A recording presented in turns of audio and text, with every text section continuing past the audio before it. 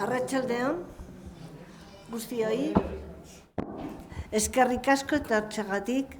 Buenas tardes, amigas y amigos. De nuevo nos reunimos para asistir a esta conferencia dentro del ciclo La medicina del futuro, cambio de paradigma, que organiza la Comisión de Álava de la Real Sociedad Vascongada de Amigos del País.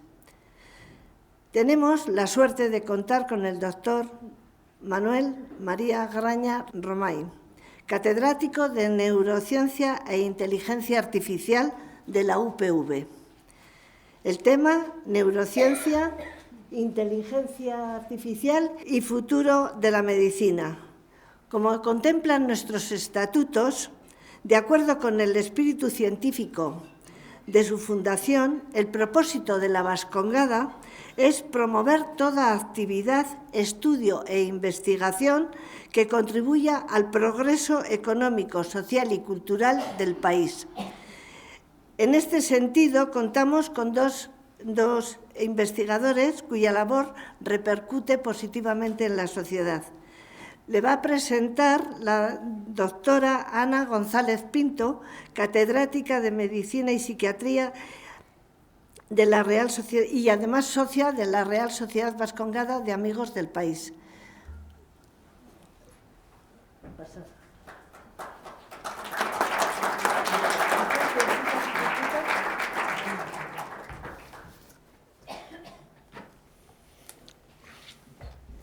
Bien, pues buenas tardes. Para mí es un placer presentar a Manuel Graña, que bueno, como decía Amparo, es catedrático de Ciencia Computacional, ¿no?, de la Universidad del País Vasco. Y la verdad es que es una persona que lleva además años colaborando con la medicina y concretamente con la neurociencia. Yo le conocí gracias a Ariadna Vesga, que bueno, empezamos ahí a hacer nuestros trabajos. Hay que entender que cuando hablamos de neurociencia hablamos sobre todo de factores relacionados con el cerebro y ahí se incluye todo lo que es el comportamiento humano. Y cuando hacemos análisis del cerebro y sobre todo también de la conducta, tenemos muchísimos datos clínicos, ¿no? Por ejemplo, pasamos escalas donde se ve cómo es el ánimo, cómo es la ansiedad, cómo es el sueño, cómo se relaciona esa persona, si está solo, si no está solo, muchos datos. Y el manejo de esos datos, para nosotros, que somos médicos, pues sabemos hacerlo en el cara a cara, ¿no?, en la asistencia, pero luego analizar esos datos matemáticamente requiere unas formulaciones pues muy complejas. Y Manuel ahí es nuestro salvador, ¿no? Ahora, hace poquito, por ejemplo, pues hemos hecho un estudio para ver por qué algunas personas que tienen una enfermedad mental, concretamente el trastorno bipolar, tienen luego dificultades cognitivas, ¿no?, de atención, de memoria, etcétera, y otras no. Y lo hemos hecho analizando la retina, o sea, que está muy cerquita del cerebro, ¿no? Y Manuel nos ha ayudado a encontrar, ¿no?, un poco claves, ¿no?, de ver cómo se asocian algunos problemas en la retina, que seguro que tienen correlación con el cerebro, con esos problemas. Entonces, bueno, como va a hablar del futuro de la medicina, ¿no?, y la inteligencia artificial, pues quería hacer un poquito esta introducción para entender, ¿no?, qué valor tiene el que diferentes disciplinas que parece que no tienen nada que ver, ¿no?, pues un matemático, ¿no?, o no sé, me dice que no diga matemático porque esos son más raros, ¿no? Son más serios. Son más serios. Pero bueno, menos serio, pero a nosotros nos parece como muy, muy importante, ¿no? Un científico computacional, ¿cómo puede ayudar al final a la sociedad, ¿no?, a la medicina, a descubrir, a mejorar, ¿no?, a tener mejor pronóstico, a conocer mejor el pronóstico de las enfermedades y factores relacionados? Bueno, yo seguro que él nos da muchísimos apuntes y nada, les voy a dejar, yo voy a bajar para escucharle y nada, les dejo con él. Hola, ¿se oye? ¿Se oye? Gracias. Y prefiero estar aquí para que se vea bien la presentación. Gracias por la introducción y gracias por la invitación. Es un honor estar aquí. También es una experiencia nueva completamente para mí, porque normalmente las presentaciones que hacemos pues son en nuestro círculo de trabajo y es para mostrar algún resultado, etcétera. Y bueno, incluso esto puede ser más interesante y más estimulante. Bueno, el título de la presentación, Neurociencias, no sé si esto funciona, a ver, así. Neurociencias, inteligencia artificial y futuro de la medicina. Bueno, es una mezcla un poco, quizás, arriesgada, ¿no? Lo menos que se puede decir, seguramente. Neurociencias, porque partimos un poco, mi relación con la medicina ha sido a través de las neurociencias, a través de la colaboración con Ariadna y algunos otros grupos. La inteligencia artificial, porque llevamos un montón de años viendo estas cosas, no diría yo desarrollando, pero bueno, trabajando en torno a esto, y algunas reflexiones sobre el futuro de la medicina, ¿sí? Bueno, disclaimer, o sea, no he usado inteligencia artificial para hacer esta presentación. Tengo que reconocer que en mis antiguos doctorandos, he dirigido unas cuantas tesis doctorales, siempre he aprendido yo más de ellos que ellos de mí. O sea, he tenido la suerte de tener gente con la que colaborar que han sido muy proactivos y a mí me han enseñado mucho, ¿no? No sé si ellos han aprendido tanto como de mí. Y todas las opiniones, todo lo que pueda decir, pues son opiniones personales. Ni la universidad, ni ningún ente que haya financiado mis trabajos, pues tiene ninguna responsabilidad. Bueno, un poco los puntos que voy a tocar. Un poco voy a hablar sobre las neurociencias, sobre la inteligencia artificial, sobre el impacto de la inteligencia artificial en la medicina y sobre el futuro de la medicina. Son un montón de cosas, es un campo muy abierto y yo me voy a ir centrando en cosas muy concretas, pero hay un montón de cosas que se quedan seguramente en el tintero, se van a quedar, ¿vale? Sobre las neurociencias, pues alguna definición para comenzar. Dentro de estas cosas de las neurociencias, pues uno de los pioneros fue Santiago Ramón y Cajal, premio Nobel, etcétera, y él fue el que definió, o fue uno de los que definió la idea de que la neurona era una especie de unidad de cálculo, era la unidad básica para construir el cerebro o el funcionamiento del cerebro y que emerja el pensamiento. Hay que tener en cuenta que el pensamiento es algo que nadie ha pesado, ¿sí? El pensamiento no tiene peso, no sabemos dónde está, ¿sí? Pero bueno, vamos a poner que las neuronas son las unidades de cálculo y esto es una idea, digamos, central. Aquí hay una definición sobre las neurociencias que abarcan un montón de cosas. En principio son cosas relacionadas con el sistema nervioso central, el cerebro, y su impacto en nuestro comportamiento, en nuestra forma de ver el mundo, etcétera, en nuestra percepción y actuación. Al final, nosotros percibimos, procesamos en la cabeza, en el cerebro, se supone, y actuamos. Este es el ciclo en el que estamos todo el rato, más o menos, excepto cuando estamos con el móvil. Vale. Entonces, toda esta ciencia del cerebro es algo, o relacionada con el cerebro, es algo multidisciplinar casi por definición. Aparece gente de todo tipo y de todo rango en este mundillo. Matemáticos, psicólogos, estatísticos. Se distinguen matemáticos y estadísticos, curiosamente, ¿sí?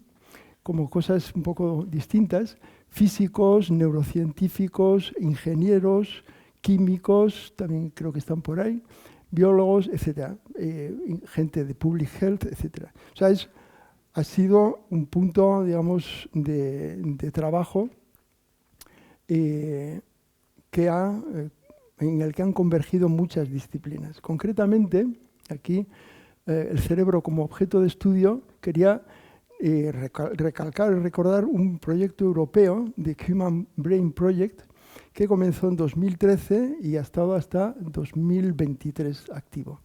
Es un proyecto que decían que iba a ser un proyecto del billón de euros, que iban a ser capaces de reunir 1 billón de euros para investigar y tal. Sé que la Unión Europea ha puesto del orden de 200, 300 millones de euros y ya luego de lo demás no sé mucho más. Sí que se han trabajado, se han generado muchas cosas. Por ejemplo, aquí lo que aparece es una imagen de una fibra nerviosa con una tecnología específica que se ha desarrollado o que por lo menos se ha elaborado técnicas y demás dentro de este proyecto. O sea que ha sido, durante unos años, el cerebro ha sido un foco de atención para la comunidad científica. No solamente en Europa, este Human Brain Project tenía paralelamente proyectos en Estados Unidos, también muy grandes, en Japón, en Rusia incluso. O sea, fue un momento, esta época sobre todo, 2012 hasta 2000, de mucha efervescencia con respecto al cerebro. Luego, pues esto ha cambiado digamos, de énfasis. Ahora las cosas son todas cuánticas, ¿sí? Ahora somos todos cuánticos.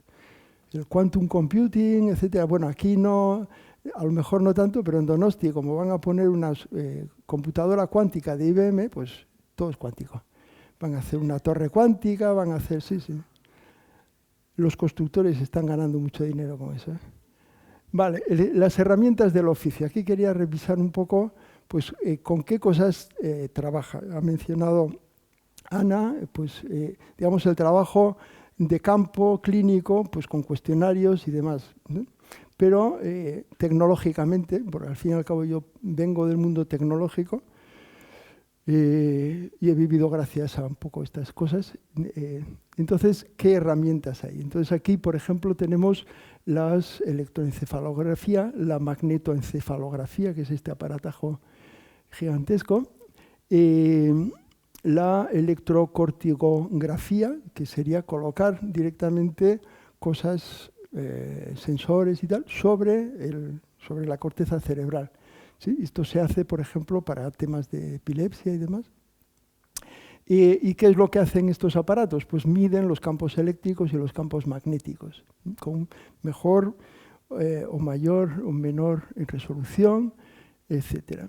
Y aquí lo que presento es un poco...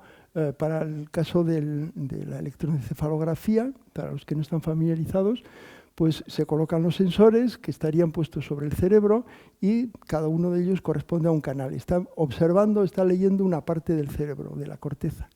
Y estas serían las señales, un ejemplo de señal. Se puede apreciar pues, que es una señal bastante sucia, bastante ruidosa, es una señal complicada de analizar, ¿no? Entonces, los psicólogos, que son los que han trabajado mucho con EEG, con la electroencefalografía, hacen experimentos para probar hipótesis de pues, la memoria, no sé qué, funciona de tal manera y cuando hacemos no sé qué.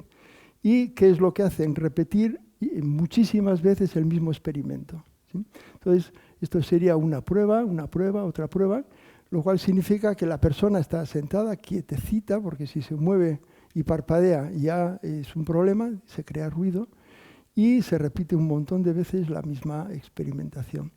Y si todo está bien sincronizado, o sea que están todos bien alineados, se puede calcular el promedio. Se ponen todos en fila y se calcula el promedio. Es como si ponemos a la gente en fila y calculamos la altura promedio. Pues lo mismo por aquí. Y con esto es con lo que elaboran sus hipótesis, elaboran sus conclusiones y demás. ¿Por qué presento esto? Pues para dar una idea de lo complicado que es hacer un experimento de este estilo, trabajar con estos datos y demás, y de que aparece ruido por todas partes, ¿sí? Una cosa que, digamos, normalmente no aparece. Cuando se lee una noticia en el periódico no te dicen, y esto se ha hecho con un sistema que tiene mucho ruido. Bueno, pues el ruido es omnipresente en las señales, en todo. Cuando hablamos de datos, cuando hablamos, aparece siempre. Siempre hay ruido y hay que quitarlo. Y quitarlo y ponerlo, etcétera, implica manipular la información. Y a veces al manipular, pues se inventan cosas, ¿sí? Y no hace falta... Entonces, aquí, si todo va bien, se puede tomar alguna conclusión. Dentro de digamos, de todo este mundillo científico, una de las cosas importantes es la replicabilidad. O sea, que yo pueda hacer lo mismo que ha hecho otro, ¿sí? Repetir el experimento que ha hecho otra persona. Entonces, es una cosa que no es en absoluto fácil, ¿sí? Tenemos cosas que implican toda esta complejidad. Vale, siguiendo un poco para adelante con las herramientas del oficio, por ejemplo, pues para observar el cerebro, aquí ya sería no para captar algunas señales, ¿sí? Sino para tener una imagen del cerebro. Pues hay sistemas de visualización que pues algunos ya, me imagino que la mayor parte de la gente que está aquí, de alguna manera ha tenido contacto con estos métodos. Por ejemplo, los rayos X, la tomografía computerizada, el PET y sobre todo la resonancia magnética nuclear, ¿sí? Que da unas imágenes muy claras de la anatomía, de las partes blandas del cuerpo. Y en el cerebro ha tenido mucho impacto. Esta sería pues, un sistema de resonancia magnética nuclear. Aquí está un magneto.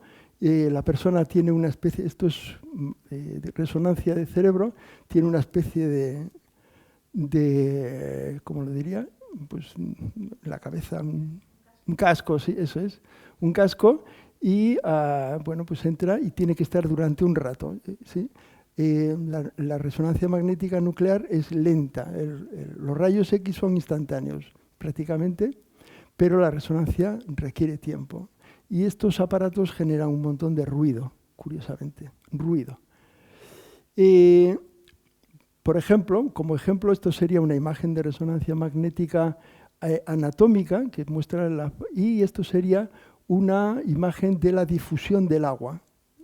¿Sí? Entonces, las flechitas que hay es hacia dónde va el agua. Con estas imágenes se puede crear este tipo de estas mapas. Estos son mapas de las conexiones cerebrales, ¿vale? Y esto sería superpuesto sobre una imagen de cerebro, pues, para procesar esto, para obtener esto, no es inmediato. La foto queda muy bonita, pero no es inmediato hacerlo. Necesita mucho tiempo de captura y necesita mucho tiempo de proceso, ¿sí? Y bueno, estos serían, digamos, puestos el espectro de aparatos, que no cubre todos, pero algunos de ellos en relación al tiempo y al espacio. Esto sería la resolución temporal, perdón. Aquí tenemos la señal de electroencefalografía, es muy rápida, o sea que las señales son del orden de milisegundos, mientras que otras señales pues, son mucho más lentas, del orden de minutos, por ejemplo, para lo que se llama la resonancia magnética funcional. O sea que hay todo un espectro que permite analizar el cerebro o visualizar el cerebro a distintas escalas espaciales y escalas temporales, con distintas aplicaciones. Este sería un pipeline de proceso. ¿Por qué pongo esto? Un poco la idea es transmitir la complejidad del proceso y donde la gente puede estar inventándose cosas también, ¿sí? Entonces, esto es en el caso de resonancia magnética, imágenes de resonancia magnética, y lo que tenemos son una serie de imágenes en el tiempo, que pueden ser imágenes funcionales o pueden ser imágenes de estas que he mostrado de flujo de agua. Y lo primero que se tiene que hacer es realinear. Tenemos que colocar las cosas en orden. Es como las cartas, ponerlas, si tenemos una baraja, ponerlas todas bien alineadas, bien empaquetadas. Este proceso de realineamiento puede introducir ruido. Luego viene un proceso de normalización. Queremos que todas las imágenes, digamos, se ajusten a un patrón. Entonces, este patrón vendría a ser una referencia anatómica que se ha construido, pues, de alguna manera usando cerebros de mucha gente, por ejemplo. Este proceso de normalización también manipula los datos, también los cambia, ¿sí? Y luego aquí aparece una cosa que es el suavizado. El suavizado es alisar, ¿sí? Cuando tenemos arrugas, pues alisar. Entonces, esto se hace por motivos matemáticos y para mejorar las cosas, etcétera, supuestamente. Pero esto también modifica los datos. O sea, que de unos datos que teníamos vamos haciendo cositas y los vamos empujando según nos apetezca. Por ejemplo, smoothing, este suavizado, depende de cómo de fuerte o de suave sea, influye en esta parte de aquí. Bueno, aquí hay digamos, la parte matemática. estadística que lo que hace es probar para cada punto del cerebro si se cumple o no se cumple una propiedad, ¿sí? Y esa propiedad está especificada por esta matriz de decisión. Según lo que pongamos aquí, los resultados son distintos. Y tenemos este mapa, de Statistical Parametric Map. Es un mapa de test. Para cada píxel, para cada voxel, para cada punto del cerebro, hemos hecho un test y tenemos un cierto valor. Y después de realizar inferencia, determinamos cuáles son cosas significativas, qué cosas son importantes o no. Bueno, pues para llegar aquí, esto es muy importante, porque cuando hacemos este tipo de test, muchos tests a la vez, hay muchos falsos positivos. Entonces queremos quitar los falsos positivos. Cuando hay muchos tests, esa es una idea que debería de quedar clara, aparecen falsos positivos, cosas que salen positivas, aunque en realidad no tienen ningún efecto. Entonces, para considerar lo que realmente está ocurriendo, lo que se hace es considerar agrupaciones. O sea, si tu vecino tiene un efecto, pues entonces tú tienes un efecto. Este tipo de cosas, y esto tiene mucho que ver con este filtro de aquí. Entonces, todo lo que estamos haciendo aquí influye en las conclusiones que vamos a hacer y se pueden inventar cosas, ¿sí? Se puede jugar para obtener lo que nos interesa. Estos serían ejemplos de aplicación útil, digamos, o de demostración de que esto sirve para algo. Este fue un primer ejemplo del año 2000 en el que se mostraba o encontraban plasticidad cerebral. Quiere decir que partes del cerebro se aumentan con la actividad. En este caso eran los taxistas de Londres que, como se tenían que aprender de memoria pues todo el mapa, una parte del cerebro estaba más desarrollada. Estos eran los resultados de coger varios taxistas, hacerles el análisis y ver la diferencia de tamaño. Aquí están, digamos, localizados los lugares donde hay diferencia de tamaño de la corteza cerebral. Y estos serían los resultados cuantitativos y la conclusión de que efectivamente pasa algo es esta línea de aquí, ¿sí? Haciendo un ajuste, diciendo, si pasamos una línea, ¿cuál es lo más parecido a los datos? Nos queda esto. Y como esto crece, pues entonces hay un efecto. Claro, si nosotros miramos y decimos, bueno, ¿y este señor qué pasa con él? ¿No? Sería lo lógico, ¿sí? Decir, bueno, entonces, ¿por qué hago énfasis en esto? Pues porque esto es el pan nuestro de cada día de la ciencia. La ciencia constantemente está haciendo este tipo de ajustes más sofisticados, más complicados, pero está haciendo este tipo de cosas. Por eso hago énfasis en esto. ¿Hay algo? Sí. ¿Qué prueba, qué cantidad de prueba tenemos? Bueno, pues hay que ser modestos, ¿sí? Yo creo que es lo primero que le pediría a un científico es que sea modesto. Cada vez eso es más raro. Esto sería otro ejemplo en el cual se estudia la esquizofrenia, o sea, se coge un número de individuos y se estudia pues, cómo varían, en este caso, los circuitos, digamos, fundamentales del cerebro. Estos serían conexiones en el cerebro, ¿no? La parte blanca. Entonces, las cosas amarillas corresponden a diferencias significativas que se encuentran. Pero recordando, cuando hablamos de diferencias significativas, que las cosas pueden tener este aspecto, ¿sí? Esto sería otro estudio sobre la recuperación tras el stroke, ¿cómo se llama? Ictus cerebral. Sí, entonces, antes y después de la terapia, pues cómo varía la activación y en qué partes pues, ha mejorado. Esto usando resonancia magnética funcional, que estudia pues, cómo evoluciona la actividad del cerebro en el tiempo.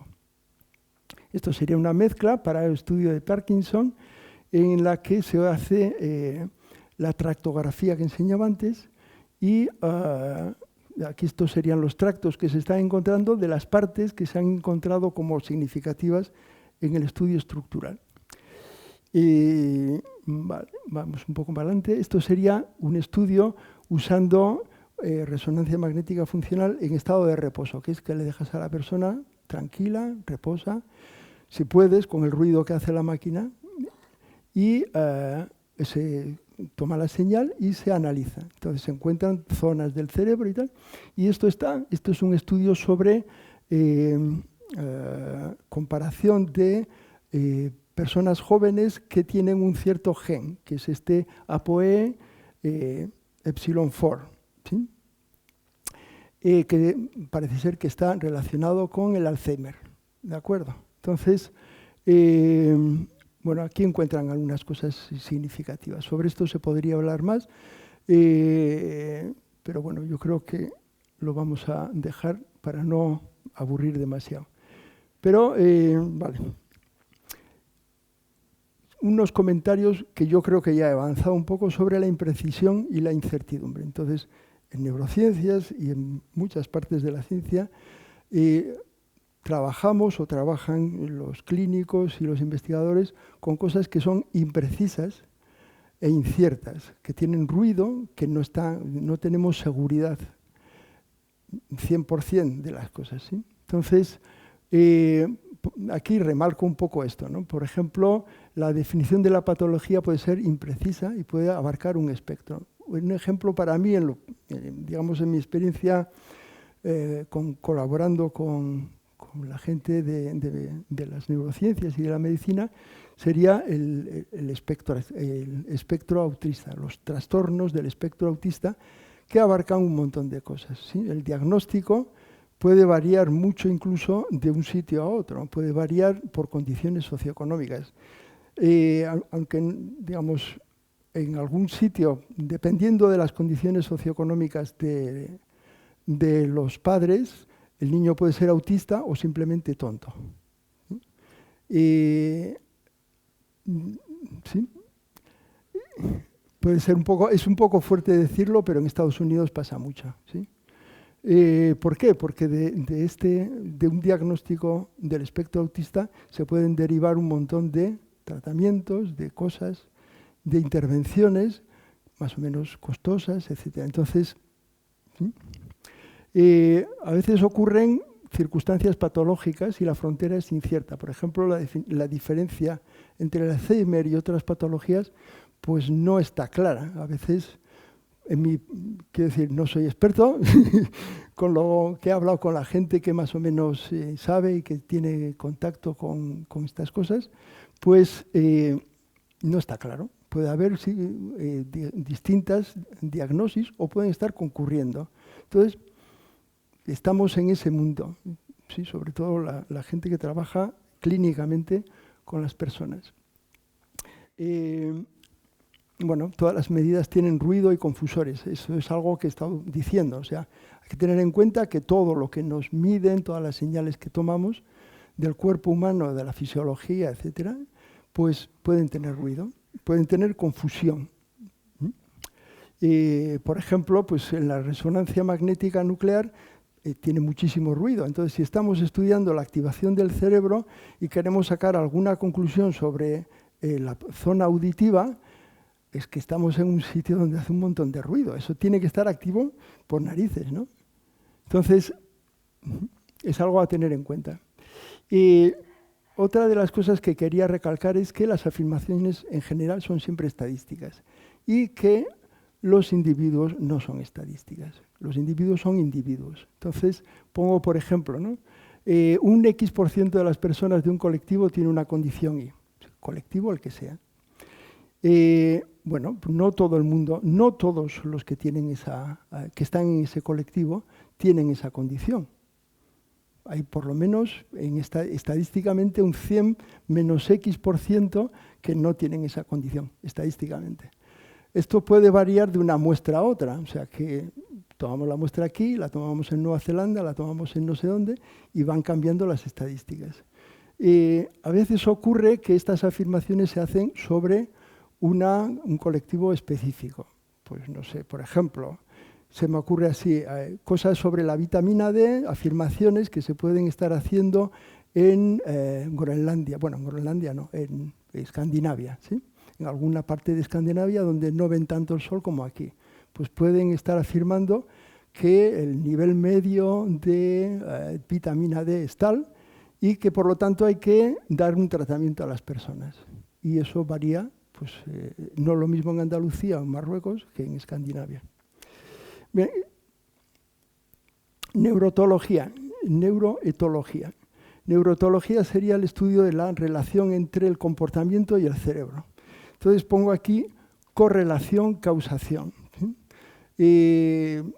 Esta es una de las discusiones fuertes en muchos ámbitos, ¿no? O sea, lo que estoy detectando es una causa o es simplemente que está correlado. O sea, ¿qué ocurre? ¿Sí? Ocurre al mismo tiempo. ¿Sí? ¿Sí? Entonces, el estudio del comportamiento en relación con el cerebro sería esta neuroetología. Aquí pongo un par de ejemplos. Uno sería de estudios. Esto sería un estudio de una rata, un ratón y una rata. Aquí sería digamos, la rata sería el predador de este ratón. Entonces el ratón necesita comer, le ponen la comida por aquí y cuando ve a la rata, pues se inhibe, etc. Tiene un comportamiento. Aquí están puestos los recorridos, ¿sí?, que está haciendo en distintas condiciones. Aquí tendríamos el ratón sin intervención y aquí el ratón al que se le ha puesto un electrodo que inhibe una parte del cerebro y cómo funciona, y cómo reacciona y cómo varía su comportamiento. Otro estudio sería esta vez con personas que están en una máquina de resonancia magnética sobre, pues, por ejemplo, la fobia a las tarántulas. Entonces, cómo reacciona o qué partes del cerebro se activan en función de si se acerca o no se acerca a la tarántula, etc. ¿Sí? Un estudio de cuál es nuestro comportamiento y nuestra relación con el cerebro. Y aquí evoco el neuromarketing. ¿Sí? Todos estos estudios de cómo el cerebro se influencia, puede ser influenciado, cómo se conducen. Una de las cosas a las que conducen es al neuromarketing, es cómo se puede influenciar a las personas en un sentido concreto. El marketing lo que busca es vender. Y pongo aquí también otro ejemplo quizás interesante, creo, por lo menos para mí, y que me gusta la ciencia ficción. Esto es el Neuralink de Elon Musk. ¿Sí? Elon Musk en este momento tiene admiradores y odiadores profundos, pero bueno, se ha convertido en una persona, digamos, pública. Pero una de las empresas que tiene es esta Neuralink, que lo que busca, y él lo ha dicho explícitamente, es crear la conexión directa entre el cerebro y la máquina. O sea, la idea de una especie que esto aparece en muchas novelas de ciencia ficción, y a mí, pues, es una cosa que en principio no me resulta muy repelente, ¿sí? Otra cosa es que sea factible o no, eso ya científicamente habría que verlo. Bueno, pues esta empresa va en esa dirección, pero entre tanto lo que está haciendo es cosas, digamos, terapias en las que se aplica esta tecnología. Se coloca el electrodo en el cerebro y en este caso lo que quieren es que directamente se comunique la persona con las máquinas o con su entorno para poder pues, sobrepasar su estado bastante de cuadriplegia, vamos. Esto es el futuro, sí, puede ser el futuro de aquí, igual que ahora las personas pues tienen otros tipos de ayudas fisiológicas, ¿no? Futuro, pero bueno, cuando ya se verá si llega o no. Sobre la inteligencia artificial. ¿Sí? Vale, entonces estos son algunos, digamos, apuntes del hype que había ya en 2019 sobre la inteligencia artificial y antes. Pues aquí resalto esta parte de publicidad. ¿Sí? Las compañías que más han invertido sobre inteligencia artificial, dinero contante y sonante, son precisamente compañías cuyo fin es sobre todo la publicidad. Facebook es una máquina de publicidad, Google también, con filosofías muy distintas. Yo soy más bien de Google, pero también con prevenciones, etc. En robótica también se ha utilizado la inteligencia artificial, etc. O sea, Ya hace unos años, hace algún tiempo, pues digamos, el énfasis o el entusiasmo por la inteligencia artificial ya existía. Ahora se ha desatado un poco con el ChatGPT, pero ya existía y se planteaban pues eso, problemas como por ejemplo si los sistemas de detección de caras son racistas o si pueden determinar con una foto si eres gay o straight, que dicen los ingleses, etc. O si la inteligencia artificial pues, iba a sustituir a los radiólogos. ¿Sí? Este tipo de cosas son las que salen en la prensa pues, cuando les da una especie de fiebre en algún tema. Vale. Voy a plantear un ejemplo arcaico. Este es un controlador de máquinas de vapor. Incluso es anterior, porque esto es un controlador que se usaban en los molinos en Holanda, ¿sí? Para controlar la distancia entre las muelas. ¿Sí? Un automatismo que viene ya del siglo XVII, en el siglo XIX, pues se extendió con las máquinas de vapor. ¿Es inteligente? Yo creo que sí, que hay inteligencia en este sistema. Entonces, la inteligencia artificial, en ese sentido, no es tan novedosa. Ya tenemos cosas artificiales que tienen un comportamiento inteligente. Y esto, digamos, yo lo extendería, por ejemplo, a la robótica, a muchas aplicaciones de robótica que ya están. O sea, las fábricas de automóviles están completamente robotizadas. En la fantasía y en la ciencia ficción, que a mí me gusta mucho, pues aparecían ya, digamos, todas estas ideas de la inteligencia artificial de cierta manera. Por ejemplo, en la tradición judía estaba el golem, que era, pues, de alguna manera crear un ser autónomo relativamente que obedecía órdenes de una cierta forma, ¿no? Basándose en la magia, bueno, en lo que...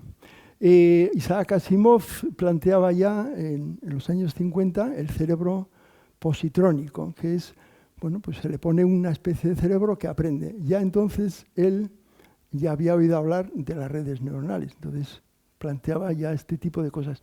Y llega a plantear hasta qué punto, cuál sería la diferencia entre el hombre y la máquina, cuándo podría considerarse pues, equivalente, digamos. Y en esta Bicentennial Man, en este libro, lo que plantea es que lo que es diferencial es la muerte, más o menos. ¿Sí? El momento en el que decide que quiere morir, el robot se convierte en humano, más o menos. Es un poco la filosofía. Sobre esto se puede meditar y se puede... Pero la idea es que todo esto, pues, digamos, ya viene. Lo que aquí se plantea como el cerebro positrónico, pues se parece mucho a lo que se está haciendo actualmente. Vale, el paradigma no lineal. Paradigma no lineal. Bueno, aquí esto es una pequeña divagación. ¿Sí? Los modelos lineales pues son, digamos, modelos sencillos. Una de las propiedades que tienen es que se puede ir de adelante y para atrás. Puedes ir para adelante y para atrás, como haríamos con el vídeo. Echas para adelante, echas para atrás. Esto sería, si el mundo es lineal, podríamos hacer esto, pero el mundo no es lineal. Entonces, en los años 80 hubo una gran ebullición preocupándose sobre esto, ¿no? Pues la gente se preocupaba sobre la irreversibilidad. ¿Qué es la irreversibilidad? Cómo modelar procesos que son irreversibles, etc. Los sistemas caóticos, cómo modelar sistemas caóticos. La teoría de catástrofes, que es interesantísima desde un punto de vista filosófico. Esto sería un sistema que es estable mientras está por aquí y cuando llega aquí ya deja de ser estable y se convierte en dos posibles situaciones. O sea que de repente estamos tan tranquilos, la vida va bien y de repente ¡pim!, hay un pequeño cambio en este punto y lo que creíamos que va bien, ¿sí? No hay problemas. De repente ya no es estable y vamos a una situación o a otra. ¿Sí? Cambiamos completamente. Los sistemas de redes neuronales y demás, en principio, la idea es que son sistemas no lineales. Por eso un poco esta referencia, ¿no? Una breve historia. Bueno, esto sería en el 58, hace ¿sí? Yo nací en el 1958, cuando yo nací estaban haciendo este tipo de experimentos, o por lo menos vendiéndolos, donde la Navy americana pues estaba probando el perceptrón de Rosenblatt, que es una de las primeras arquitecturas. O sea que la novedad y lo que aquí vendían,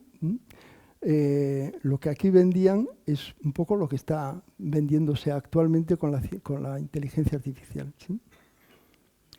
Una breve historia, pues lo que decía, en los años 40 ya comienzan las primeras ideas a partir de la estructura del cerebro compuesto de neuronas, pues se empieza a hablar de que si queremos hacer un sistema de cálculo inteligente, etcétera, deberíamos de imitar la naturaleza. En los años 50, el perceptrón de Rosenblatt, aquí se afinan un poco, en los años 60 se afinan un poco las matemáticas, y en los años 70 hay un cambio de paradigma. La gente quiere trabajar sobre sistemas de reglas, sobre lógica, en lugar de este tipo de sistemas para modelar la inteligencia. Y durante un tiempo, pues eso fue el paradigma, digamos, de la inteligencia artificial o de las cosas de este estilo. Y en los años 80 resurgen las redes neuronales, aparecen aquí, por ejemplo, Hinton aparece.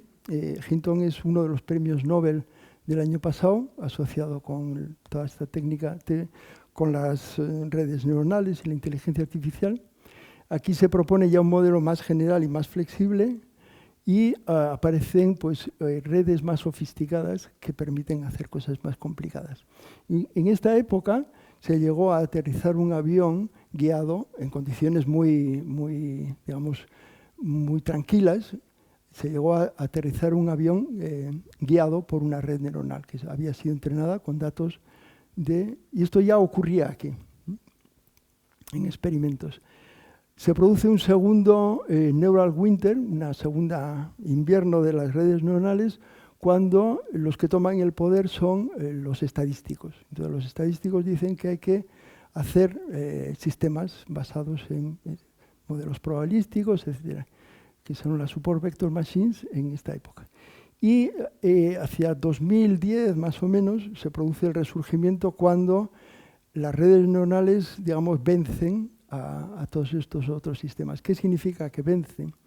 En esta época se proponen desafíos. La gente, organizaciones dan conjuntos de datos para hacer competiciones. Entonces, en estas competiciones empezaron a ganar las redes neuronales. Y a partir de ahí vino ya la explosión. Esto hasta aquí, y si nos fijamos pues en los últimos años ya es una explosión en todos los sentidos. Aquí solamente sería sistemas que están trabajando sobre texto y vídeo, ¿sí? Relacionando texto y vídeo, toda la evolución desde el 19 hasta finales del 21, y quedarían cosas... ¿sí? Ya es una explosión donde hay muchísima gente trabajando, equipos, sobre muchísimos temas distintos, etc. Un poco sobre, como estamos hablando de estas cosas, voy a intentar dar una impresión de qué son estas redes neuronales, ¿sí? Que es un poco el paradigma actual de la inteligencia artificial. Esto sería una red, una unidad sencilla, una neurona, que lo que hace es coger entradas, sumarlas y aplicarles una función de salida para decidir si sí o si no. Y estas unidades se combinan en redes. Entonces, y estas, digamos, pueden ser más o menos complejas.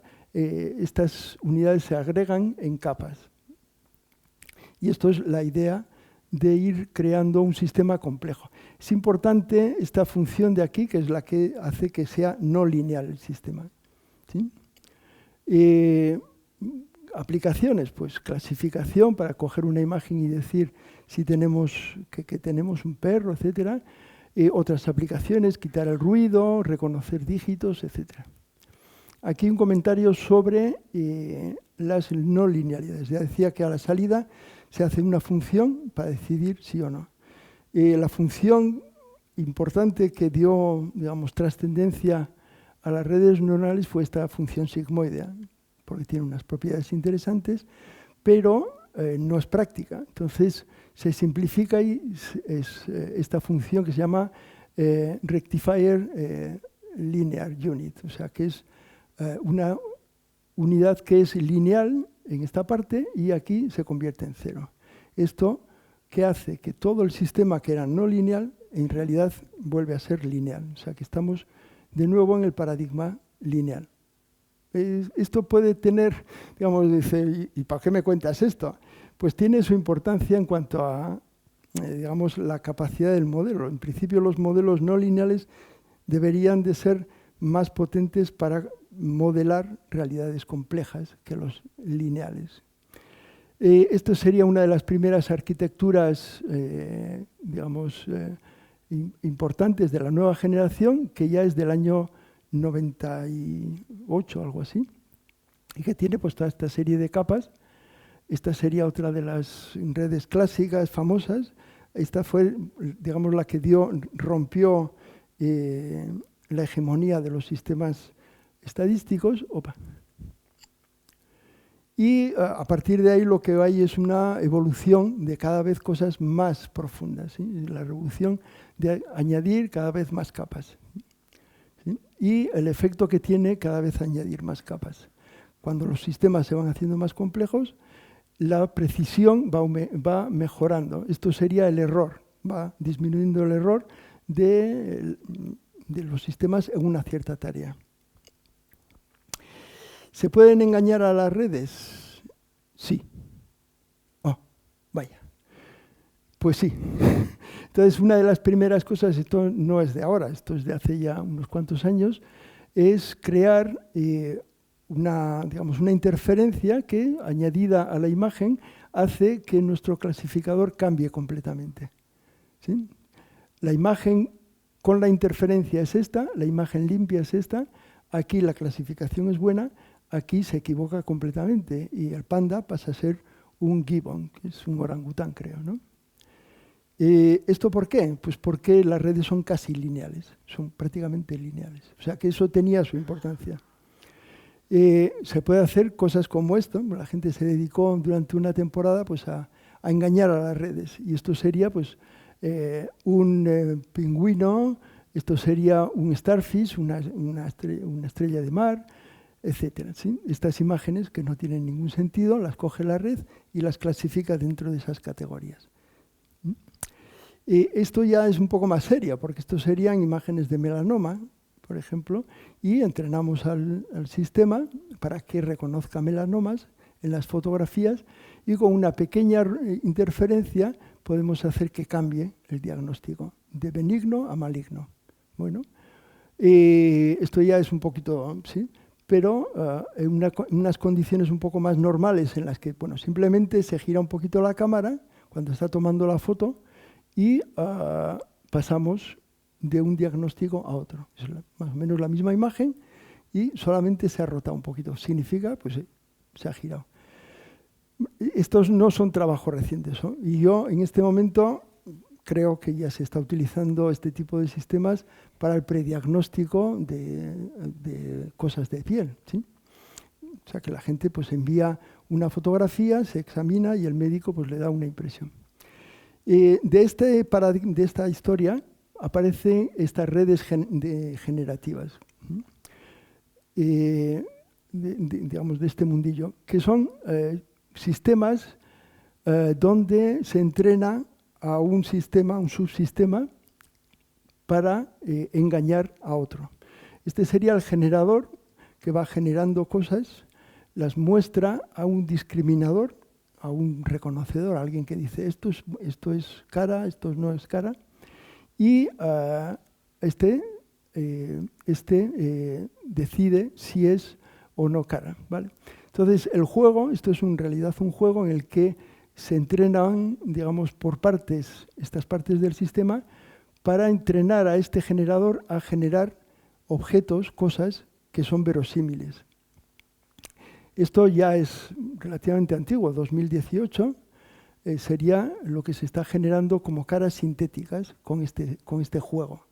En este momento, pues hay más cosas, ¿sí? Y yo creo que podéis encontrar fácilmente ejemplos de fake faces, de fake vídeos, ¿sí? Un poco muchos de ellos están basados en este principio, pero digamos muy elaborado. Entonces, por ejemplo, estos serían ejemplos de aplicaciones, como por ejemplo la traducción, le llaman aquí, entre imágenes, o sea, pasar de una imagen a otra. Por ejemplo, aquí una imagen de día, convertirla en una imagen de noche, o una imagen que es un bosquejo, convertirla en una imagen del objeto, etc. Síntesis de imágenes usando el texto, que esto está bastante, digamos, ya se empezaba a hacer, donde le damos un texto y genera una imagen que se corresponde con ese texto. Vale, en este mundo, bueno, he presentado unas arquitecturas. Aquí recientemente, más o menos, aparecen los transformers, que no sé si, que es otra arquitectura también de aprendizaje, ya no es tan neuronal, y son como máquinas de correlación, o sea, es que están calculando correlaciones, ¿sí? Si las cosas van juntas o no, en el espacio y en el tiempo.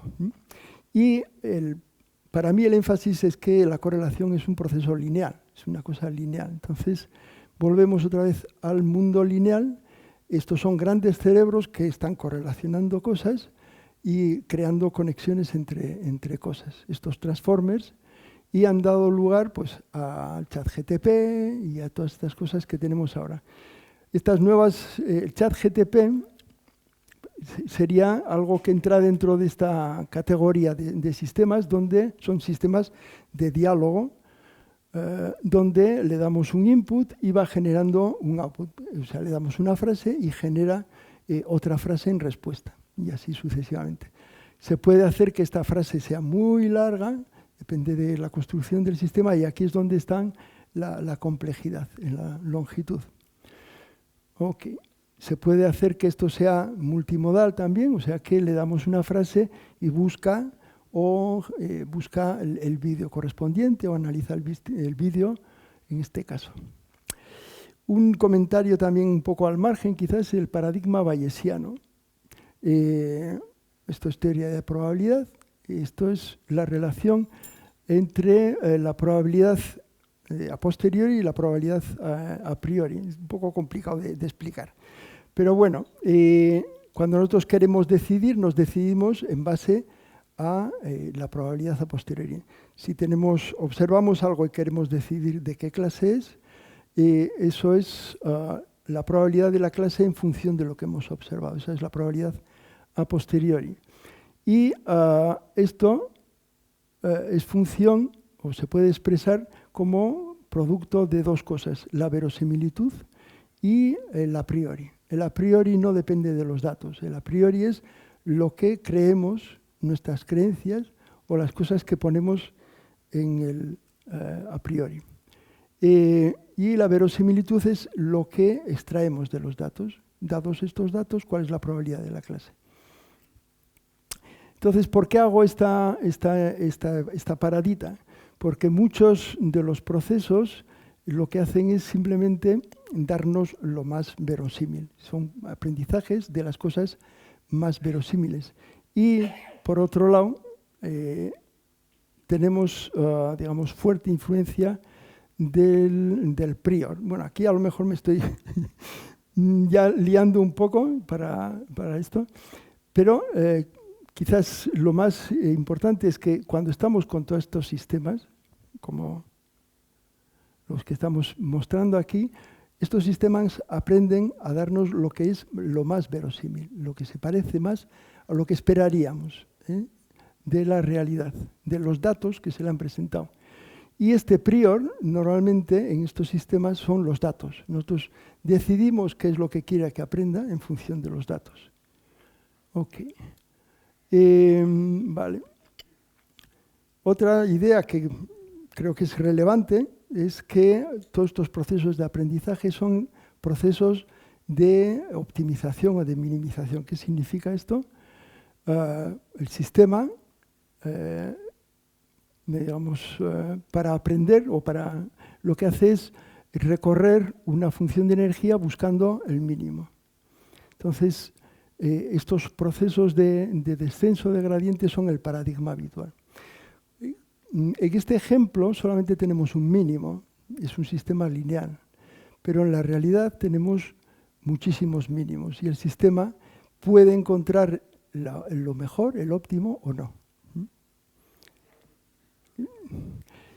Bueno, aquí comentaba algo sobre el aprendizaje con refuerzo, pero yo creo que mejor ya nos lo saltamos. Lo único, la mención de este Google DeepMind, del sistema que aprendió a jugar al Go, no sé si os suena. Esto fue en 2016 y fue un poco también la entrada en la gran ciencia de la inteligencia artificial. Nature es un poco la revista donde se publican las cosas importantes. Dicho de otra manera, para tener un premio Nobel necesitas tener varias publicaciones fuertes en Nature, contado de otra manera. ¿Es relevante? Sí, porque el jefe de Google DeepMind pues, recibió el premio Nobel el año pasado junto con Hinton, que ya he mencionado. Otro comentario sobre la evolución de la complejidad, de cómo va aumentando la complejidad de estos sistemas, en términos de costo. ¿Cuánto dinero cuesta entrenar los sistemas? Entonces aquí en 2017 prácticamente pues no llegaba al millón y estamos ya aquí en 2023 donde un sistema de Google, este Gemini Ultra, pues está rondando los 200 millones de dólares entrenarlo, ¿sí? Y la cosa va a más. O sea, OpenAI, pues, que es la que creó el ChatGPT, pues anda buscando financiación del orden de miles de millones para entrenar su siguiente sistema. Que, repito, es un sistema lineal, ¿sí? Va a ser siempre un sistema lineal.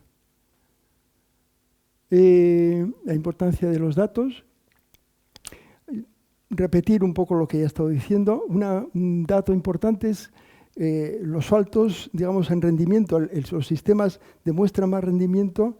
Estos saltos cuánticos ocurren cuando hay más disponibilidad de datos. O sea, en 2012 apareció una gran base de datos y ahí es donde las redes neuronales demostraron su poder. Y esto va ocurriendo de forma sistemática. Si hay muchísimos datos, sistemas más complejos se entrenan y obtienen mejores rendimientos. Los datos establecen las condiciones del aprendizaje y los resultados. Esto es importante porque vamos a estar en contacto constantemente con estos sistemas. Entonces tenemos que tener claro que los datos que se han usado para entrenar estos sistemas son los que están determinando lo que nos van a decir o lo que va a ocurrir, ¿sí? Entonces, y por otro lado, bueno, sí, por eso estaba diciendo que más cosas que me parece que son relevantes sería que esto es algo que fuera de la comunidad de la computación es un poco raro. Hay un fenómeno que es el open source, que es que el código pues estaba abierto, todo el mundo lo podía reusar, ¿sí? Una especie de fenómeno colaborativo muy importante. Ha sido la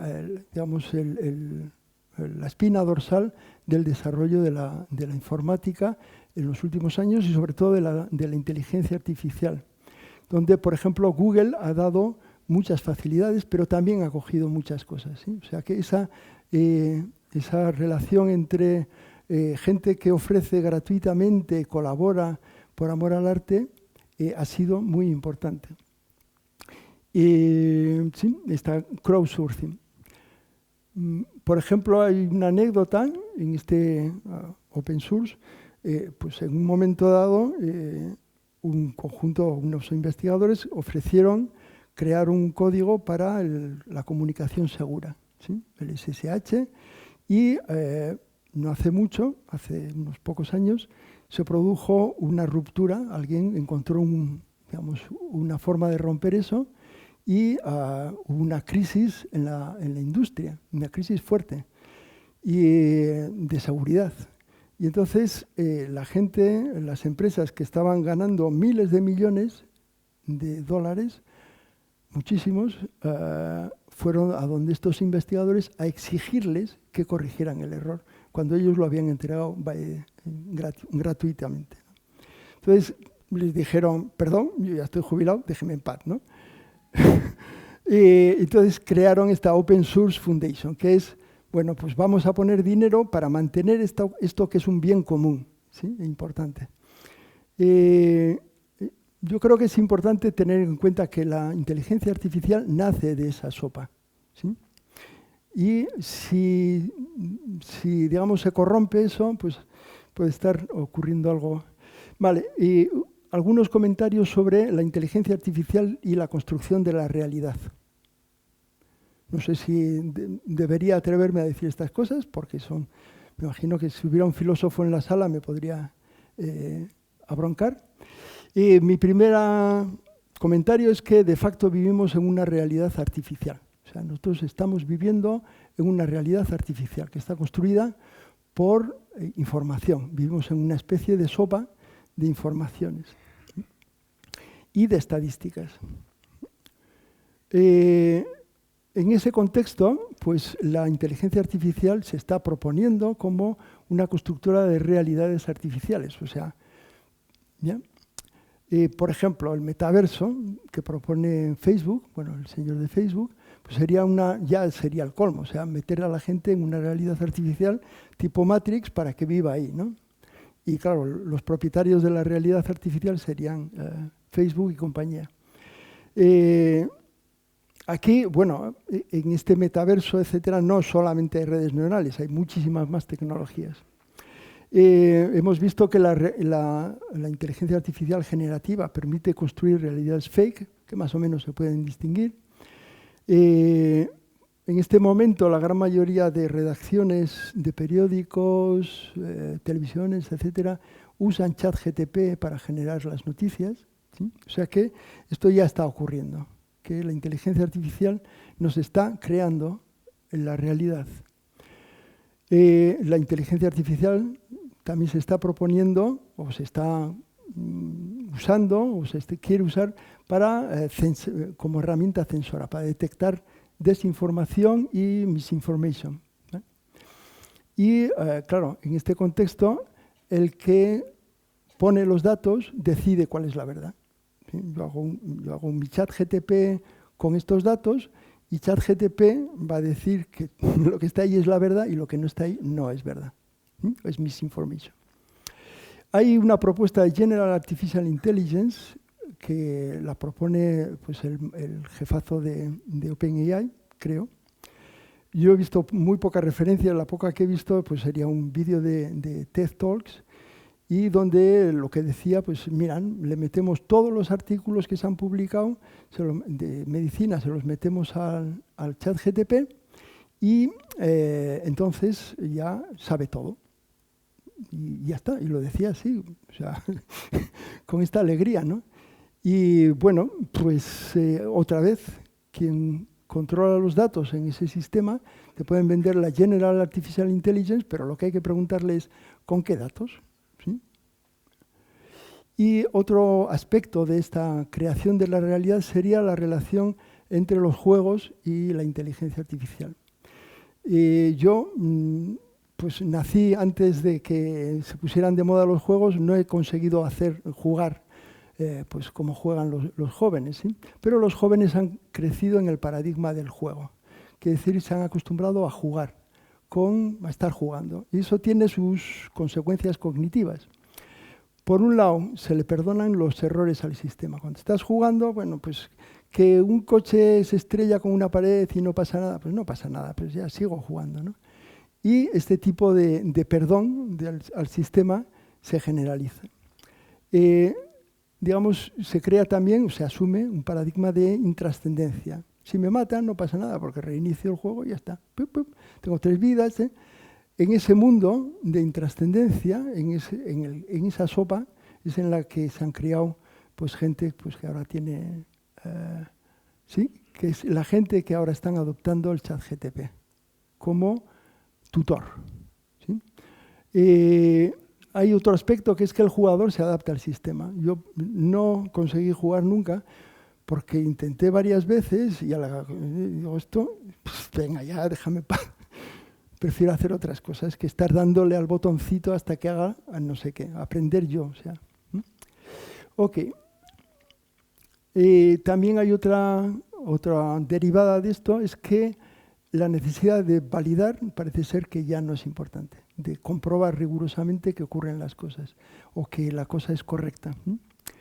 Y bueno, esto ya sería otro aspecto, que es si nos presenta un sistema con el ChatGTP, nosotros no podemos replicar esa realidad. Esto ya deja de ser científico, ya es otra historia, ¿sí? No es posible replicar o rebatir lo que está siendo construido. Vale. Bueno, esto sería una especie de reflexión gráfica. Estos son unos bichitos que cuando están en fase de larva tienen un sistema nervioso. Entonces se van moviendo porque tienen un sistema nervioso hasta que llegan a su sitio, al sitio en el que se van a quedar. Se quedan fijos y a partir de ahí es el movimiento del agua la que pues, les trae la comida, etc. ¿Y qué hacen? Pues se digieren su sistema nervioso y ya no lo necesitan, luego se lo quitan. ¿Qué es lo que va a ocurrir con ChatGTP, con todas estas cosas, cuando se generalice? Si no necesitamos, pues vaya usted a saber. Vale, impacto de la inteligencia artificial en medicina. Algunos comentarios, esto es amplísimo, porque si consideramos inteligencia artificial, pues cosas, soluciones tecnológicas, etcétera, ortopedia, pues que tenga algún componente inteligente, pues sí, entonces estos serían algunos apuntes. Esto es un primer sistema de los años 80 basado en reglas, construido a base de reglas, donde se combinaban las evidencias. En ese momento pues se intentó probar, pero en general, ¿qué aplicaciones he resaltado aquí? Pues la aplicación en el apoyo diagnóstico. Y esto ya se usa, es lo que ha comentado Ana al principio.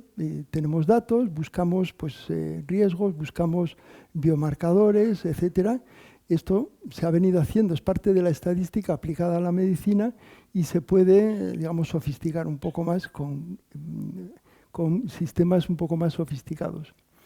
El problema que tiene la inteligencia artificial es que no puede explicar lo que está diciendo, no te puede dar las razones, sino simplemente te da un resultado. Normalmente es como una caja negra.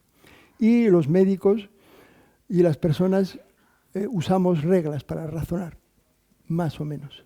No sé si ya me estoy pasando mucho de tiempo. ¿Sí? Y estos intentos de hacer la inteligencia artificial explicable pues no han tenido mucho éxito. Hay intentos, pero no acaban de cuajar, ¿sí? Y esto es un problema. Sobre este tema de la asistencia diagnóstica, asistencia médica, pues hice una pequeña búsqueda directamente poniendo ChatGTP en Medical Diagnosis, pues aparece ya este subsistema. Esta es una especie de ChatGTP específico para la asistencia médica, también para la asistencia legal, ¿sí? Etcétera. Y la fiabilidad que pueda tener esto, el valor que pueda tener esto, pues depende a quién le preguntes. Si preguntas en Estados Unidos te van a decir que sí, que funciona, ¿sí? Ya será tu problema. Yo he hecho una pequeña prueba, no con esto, sino con otro tipo de sistema, o sea, digamos, el ChatGTP para programar en un lenguaje de programación. Y pues lo que me ha salido pues no me convence demasiado. Entonces, aplicación en imagen médica, sobre todo, por ejemplo, cosas de análisis de imagen, por ejemplo, patológica. Aquí ya con imágenes patológicas se detectan células, etcétera, ya en 2012. Este sería un sistema para análisis de imagen de resonancia magnética cerebral para segmentar, para detectar tumores, donde aquí aparecerían pues, un poco la interpretación que tiene cada una de las capas desde el punto de vista semántico. Diseño de drogas también y otras cosas, como por ejemplo aquí sería un sistema que modela la interacción entre la droga y el target. Bueno, pues es un Physics Informed Deep Learning, que significa que no es un deep learning puro, sino que está digamos, encastrado con unas ecuaciones que son modelos físicos previos. Y otra vez el modelo de los datos, el problema de los datos en el ámbito médico. El problema de los datos es que los datos proceden de humanos y parece que existe un problema de reticencia de los humanos a ser usados en la experimentación. Entonces, todo el ámbito médico pues tiene este problema básico. ¿Cómo lo solventan? Pues, por ejemplo, Microsoft cogiendo todos los datos de la Unión Europea, creo, esto es lo que he oído por lo menos, y quedándoselos, los datos médicos, para nuestro beneficio. Entonces, claro, los resultados que aparecen en revistas científicas usualmente pues, se basan en muestras pequeñas. Eso tiene sus problemas en cuanto a las conclusiones que queremos sacar. O sea, si queremos afirmar algo, necesitaremos muchos y muy buenos datos y que no estén sesgados. Una idea que no sé si es compartida, la idea de que si mis datos han sido utilizados para crear un sistema y ese sistema obtiene unos beneficios, muchísimo dinero, yo debería de recibir parte de ese dinero. Es una cosa un poco rara, ¿no? La gente, además aquí se habla mucho de anonimización, de que los datos sean anónimos, que no se pueda. Y yo diría, no, anónimos no, los datos sean trazables para que se sepa que yo he participado en la creación de ese medicamento y que los miles de millones que se van a generar, pues que un trocito me venga a mí, no sé. Es decir, es que si no... bueno, ya otra idea que surge, que está, digamos, de moda en los proyectos de la Comunidad Económica Europea, hay líneas de financiación en este sentido, es la del gemelo digital. ¿Sí? El gemelo digital, esta idea aparece cuando se habla de industria 4.0, cuando quieren crear la nueva industria, ¿sí? Los alemanes, entonces crean la industria 0.0 y uno de los elementos es el gemelo digital, que es, tengo una planta de fabricación, como conozco todas las ecuaciones, puedo crear un modelo digital y si quiero hacer experimentos los puedo hacer sobre el modelo digital, ver a ver qué pasa, si me gusta lo que ha cambiado, ponérselo a la planta de fabricación, pues cambiar esto aquí. Esta sería una idea que en fabricación, pues yo creo que puede ser bastante fiable o puede ser interesante. Compleja, difícil de implementar, yo no conozco implementaciones funcionando, pero bueno, es una idea. Entonces, ¿cuál es la idea? Bueno, pues llevarlo eso al ser humano. Cogemos al ser humano, hacemos un gemelo digital y con eso experimentamos, creamos medicinas, etc.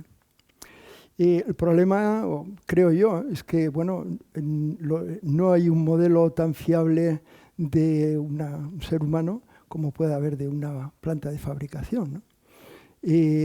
La validación, etcétera, pues crearía problemas. Entonces, pero bueno, es algo en lo que se está.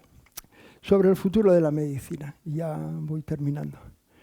Esto es una escena que a mí, de estas escenas que se te quedan en el subconsciente, ¿no? Dices, ¿y esto? Y te vuelven. Le han cortado al Jedi le han cortado el brazo y le ponen un artificial y quien está haciendo la operación es un robot. No hay un médico, no hay enfermeras, es un robot. ¿Sí? Es una cosa, entonces sería una cuestión a preguntarse si este es el futuro de la medicina, pero bueno. Algunas reflexiones, básicamente. La primera es la medicina industrial. Entramos en la época, si no hemos entrado ya, estamos entrando en el paradigma de la medicina industrial.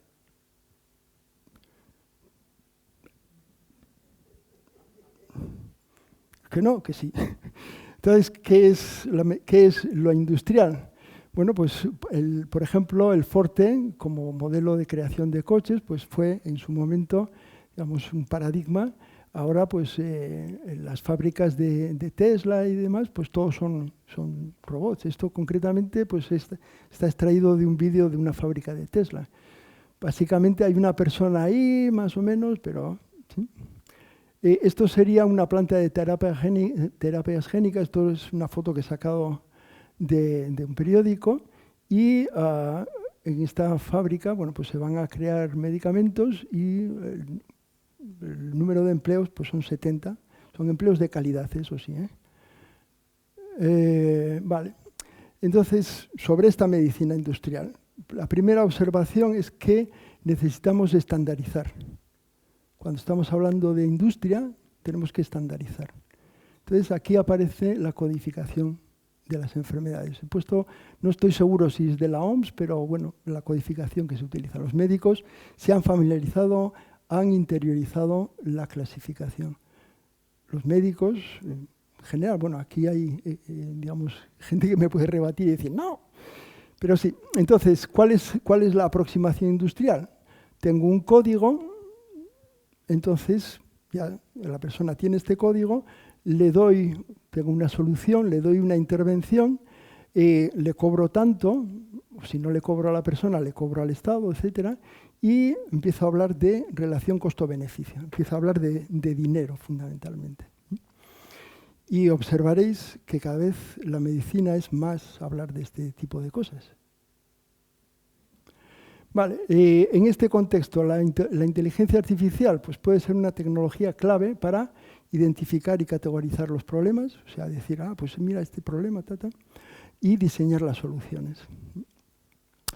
Y, por ejemplo, si hablamos de personalización, pues idealmente podríamos pensar que la inteligencia artificial lo que hace es crear el perfil de la persona, coger una persona y crear un perfil y ajustar el tratamiento a esa persona. Son cosas que se vienen haciendo, intentar pues, modelar a las personas por los tratamientos, etcétera, etcétera. Medicina industrial. Bueno, esto aquí lo que he cogido es en Estados Unidos en el año, bueno, estos son del 23, estos son datos del 21. Número de personas que están trabajando en Estados Unidos en el 2021 en biociencias, que es sobre todo cosas relacionadas pues, con proteómica, genómica, 2 millones de personas. O sea, todo Euskadi dedicado exclusivamente a jugar con proteínas y con reacciones, etc. ¿Sí? Esto es en el 2021. En Estados Unidos, en la India también, La India tiene una industria farmacéutica potente. En China también, sí, es decir, es un sector de trabajo, ¿sí? De empleo importante, ¿sí? Es un sector importante de empleo, con sueldos interesantes, $125.000. Bueno, aquí sería mucho, allí pues creo que relativamente bien, ¿no? Entonces, ¿estamos en la medicina industrial? Yo creo que sí, ¿Es bueno o es malo? No sé. Si nos fijamos, por ejemplo, en las terapias génicas, ¿cuál es el argumento? ¿Cuál es el razonamiento? Tenemos una enfermedad, un diagnóstico, un código, encontramos un gen que es el culpable, o bien porque está o bien porque no está. Si no está, pues... Entonces, si no está, lo ponemos, y si está, lo quitamos, ¿sí? Entonces, creamos una droga para desactivar el gen o insertar el gen bueno. Este sería el argumento. ¿Sí? Si vamos a asumir que esto es lo que funciona todo, ¿no? Problemas que podríamos plantearnos, por ejemplo, hay una única correspondencia entre gen y enfermedad. O sea, efectivamente la enfermedad se corresponde con un gen o no. Es una cosa a preguntarse, ¿no? ¿Cómo validamos las cosas? Bueno, es un problema genérico. ¿Está bien definida la enfermedad? ¿Por qué pongo esto? Porque una de las primeras cosas que decía es, bueno, hay cosas que no están bien definidas, que no sabemos muy bien ¿qué es eso? Sabemos que es rarito. Esta persona es rarita, pero ¿sí? Es esto, ¿cuál es su diagnóstico exacto? Entonces, si no está bien definida la enfermedad, pues empezamos por aquí. Vale. En relación con la inteligencia artificial, bueno, pues prácticamente todo se hace por software en las terapias génicas. Prácticamente se identifica el target, la proteína no sé qué, etcétera, se crea la terapia con programas y, bueno, pues la validación, como todo es automático y como todo está hecho por software, pues no hace falta comprobar si realmente estamos metiendo la pata o no. Bueno, llevándolo un poco al extremo quizás. De acuerdo. Entonces, sí que la inteligencia artificial, entendida en forma amplia, es importante en este campo. Tengo un ejemplo aquí que a mí me llamó la atención hace algún tiempo y que lo tenía ahí reservado. Y digo, esto es muy raro. Esto es en una revista sobre diabetes, estamos fuera de las neurociencias, un estudio, digamos, un artículo de opinión sobre la epidemiología genética de la diabetes de tipo 2, que es una enfermedad que en Estados Unidos es realmente pandémica o endémica. Vale, entonces, ¿qué ocurre en este artículo? Pues aquí no sé muy bien por qué, porque es una cosa, o sea, si lees el artículo es un poco complicado entender cuál es el razonamiento, qué es lo que está pasando. Pero bueno, él da este ejemplo. Dice, si nos fijamos en el índice de masa corporal, el Body Mass Index, y consideramos, digamos, fijándonos en eso, podemos identificar a un 30% de la población que tiene riesgo de padecer diabetes, simplemente fijándonos en ese valor. De esto. Digamos, esto sería, a lo mejor estoy ya liándome, pero bueno, perdón. ¿Sí? Si nos fijamos en el Body Mass Index, podemos determinar una gran cantidad de población a riesgo, mientras que si nos fijamos en estos mezclas, estos GPS serían mezclas de muchos genes, ¿sí? O sea, un índice basado en la combinación de un número de genes. Podemos identificar solamente una parte pequeña de la población que está a riesgo. En palabras llanas, lo que entiendo yo es que si miramos el Body Mass el índice de masa corporal, tenemos una mejor forma de identificar a quién está en riesgo que usando las cosas genéticas. Con un tema añadido, que es que, volviendo aquí, el argumento de la terapia génica es una enfermedad, un gen, una droga. Y aquí tendríamos, aquí tendríamos una combinación, hasta 400 genes que estarían de alguna forma involucrados. Entonces, ¿qué hacemos? Creamos un cóctel de muchas drogas para... Es un problema interesante. ¿Sí? Ok. Hay otro problema que sería el de las enfermedades raras, otro ámbito, en el que pues, veía yo hace un artículo sobre una terapia que costaba 2 millones de euros, el tratamiento, 2 millones de euros. Era una terapia muy específica para bebés que se había desarrollado a partir del dinero obtenido en Teletón, en Francia. Y ese dinero se había pasado a investigar, se habían generado unas soluciones y eso había pasado a una empresa farmacéutica que no había invertido demasiado en desarrollo, pero sí quería los beneficios y vendía esa solución por 2 millones.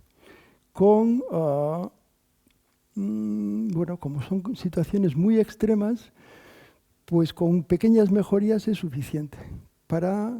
¿sí? O sea, todo esto plantea, yo creo, problemas bastante fuertes. Aquí también está la inteligencia artificial por detrás, claro, ¿sí? Porque todos estos desarrollos utilizan... Últimas consideraciones. Bueno, pues hablamos de medicina industrial, tenemos que tener claro, tenemos que ser conscientes de que hemos pasado a un mundo en el que las consideraciones financieras son prioritarias. Lo más importante son los beneficios y la medicina se considera como una inversión de alto rendimiento. Este es el paradigma, ¿sí? Podría decir, no sé, podría hablar de cosas técnicas, pero este es el paradigma general en el que estamos viviendo ya. ¿Sí?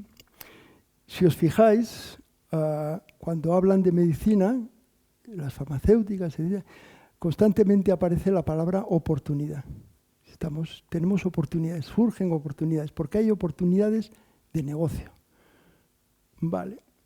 Los gobiernos entran en este juego también, entonces tienen pues, su estrategia de renovación industrial, etcétera, y pues apoyan, aprovechan las oportunidades, porque sí. Y en concreto, el otro día estaba viendo sobre la ley del medicamento, oía, y de lo que más oía hablar a la ministra que estaba presentando era de las facilidades que se les iban a dar a las empresas para generar nuevos medicamentos y meterlos en el mercado. Eso era lo que más, de lo que más oía hablar. Bueno, voy rápido, la publicidad como paradigma. Bueno, pues estamos en ese contexto. La publicidad tiene preponderancia, digamos, es protagonista. Vivimos en un mundo en el que la publicidad nos llega por todas partes y es la que controla. Entonces, algunas cosas que podríamos recordar es que, por ejemplo, en publicidad no es necesario decir la verdad. En publicidad no se acepta responsabilidad. Un ejemplo, por ejemplo, hace unos años Cristiano Ronaldo anunciaba unos bonos de un cierto banco que luego se fue a la quiebra. Entonces había gente que decía, pero es que era Cristiano Ronaldo que lo estaba... Cristiano Ronaldo no repartió nada de dinero para compensar a nadie, etc. Entonces la irresponsabilidad es el paradigma de la publicidad y vivimos en ese mundo. Bueno, pues entiendo que la publicidad tiene una actitud depredadora, con eso tenemos que vivir.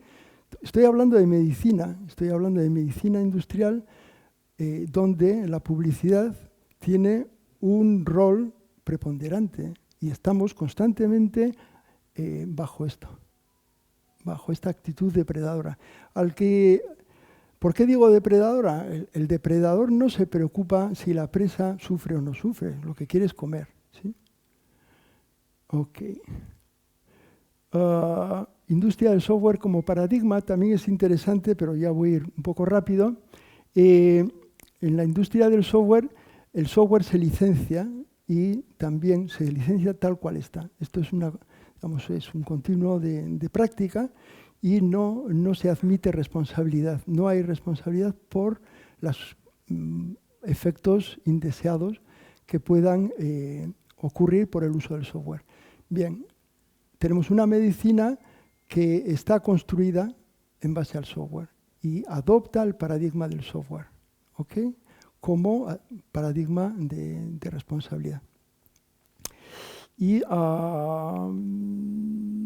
bueno, por ejemplo, pues la obsolescencia es algo que es habitual en el software. Las cosas dejan de funcionar cuando pasa un tiempo. Ahora se está hablando mucho de la resistencia a los antibióticos desde hace algún tiempo. Yo no soy experto, he escuchado alguna opinión, entre ellas la del profesor Didier Raoult del IHU de Marsella, más o menos famoso. Y una de las cosas que dice, bueno, hay trabajos científicos sobre esto que, bueno, pues que convendría revisar, ¿sí? Y no adoptar directamente la idea de la obsolescencia de las cosas, simplemente porque ya expira esta. El caso de Estados Unidos. Ya con esto voy acabando, ya lo he prometido hace un rato, pero bueno. El caso de Estados Unidos. Este es el que era en el 2023, creo que es el comisionado de la FDA. La FDA es la Food and Drugs Administration, la que da el visto bueno a los medicamentos y demás. En una entrevista, en esta cadena de televisión y la afirmación es que la desinformación es la causante de la pérdida de esperanza de vida en Estados Unidos. Esto sería la esperanza de vida, ¿sí?, por países y el PIB per cápita.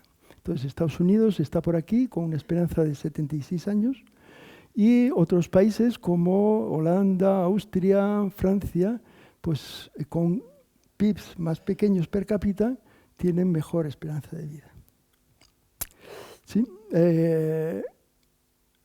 O sea que esto sería también lo mismo, la evolución en el tiempo, como ha evolucionado. Esta es la caída en el año 2020 de la esperanza de vida y otros países, pues digamos, comparables, cómo ha ido evolucionando la esperanza de vida. Ok, bueno, esto sería un poco... Esto es... en este sitio web pues dan información sobre... bueno, tienen este gráfico en el que muestra qué políticos han sido influidos por qué empresa farmacéutica que les ha dado dinero directamente. ¿Sí? Y esto sería por el caso de Pfizer, pues a quién les ha dado dinero. Y así unos cuantos. Pongo los enlaces, o sea que si cuando estén disponibles las transparencias, o si alguien me las quiere, se las puedo pasar, podéis ir y podéis ver el gráfico en concreto. Esto sería sobre, digamos, el gasto en publicidad en televisión, etc. Estamos hablando de cantidades como 12 billones, 39 billones en 2025, 39 billones de dólares que se gastan en las industrias farmacéuticas. Estos en Estados Unidos, todos estos Estados Unidos exclusivamente. Esto sería la evolución del gasto en drogas, o sea, gasto farmacéutico en Estados Unidos, desde los años 70, 80, y aquí ya empieza pues, en los años 2000, cómo ha evolucionado. Y llegamos a medio billón de dólares, medio billón europeo, o sea, 500.000 millones de dólares de gasto farmacéutico. Con el resultado, este es el resultado de ese gasto. Ok. Y la importancia de Estados Unidos sí que es importante. Digamos, el market share de Estados Unidos pues es el 40% del mundo. O sea que es un mercado súper importante. Y aquí hay más datos pues, de dinero que se han gastado las multinacionales. Esto lo he sacado de Statista. Statista es un sitio web donde dan estadísticas, alemán creo que es. Pues eso, gastos que son todos estratosféricos en publicidad, ¿sí?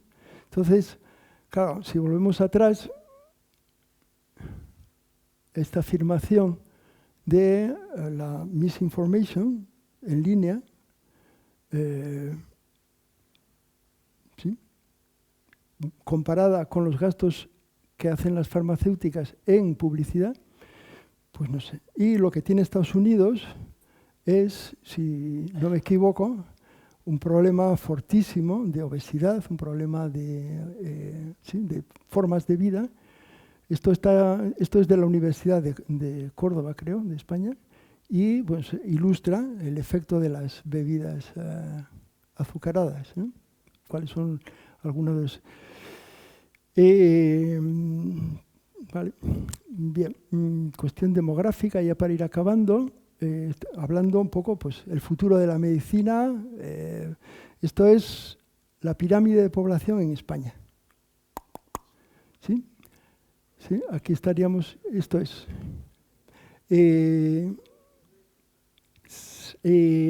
Bueno, esto tiene varias implicaciones. Una de ellas es cuál es, digamos, el futuro de la medicina en España con esto. Pues la gerontología, ¿sí? Las enfermedades de los viejos. ¿Sí? No porque estemos aquí viejos, sino porque ya estos que están aquí son los que van a crecer. Y lo que hay debajo, ¿sí? Y en este mismo sitio web aparece digamos, la proyección, y la proyección es que la población española va así. Bueno, es lo que hay. Es decir, entonces, cuando hablamos del futuro de la medicina, cuando hablamos de medicina, es el contexto social el que marca. Por poner un ejemplo un poco fuerte, ¿no? En este momento, ¿qué es el paradigma de la medicina en Ucrania? Pues la medicina de guerra. Las lesiones, todos los traumas, etc. Eso es el paradigma allí. Aquí tenemos otro y esperemos que no nos toque el de Ucrania. Bueno, entonces esta es España y esto es África. África. Entonces, cuando hablan de que África es el futuro, pues es que es el futuro. Es que la expectativa es que para finales del siglo, África, según estas predicciones, digamos que son ecuaciones más o menos sencillas, llega a los 4.000 millones de personas. En este momento, África tiene tanta gente como China o como India. Y gente súper joven. ¿Sí? Entonces, este es el futuro. Cuando hablan, ¿sí?, de crecimiento, etcétera, ¿dónde podemos esperar crecimiento? ¿Aquí o aquí? Pues aquí la cosa está complicada, ¿no? Bueno, esto me lo mandó un catedrático de Granada, lo mandó así, y tiene, no sé si tiene gracia o poca gracia o mucha gracia o no sé qué. No sé si es triste, es que es así. Hay que decir, hay que asumir lo que es, ¿sí? Entonces, esto lo estamos viendo aquí, o sea, constantemente. De hecho, hay el doble de mascotas que de niños en España. Entonces, es lo que es. Es decir, el futuro de la medicina, pues la veterinaria. Vale, sostenibilidad.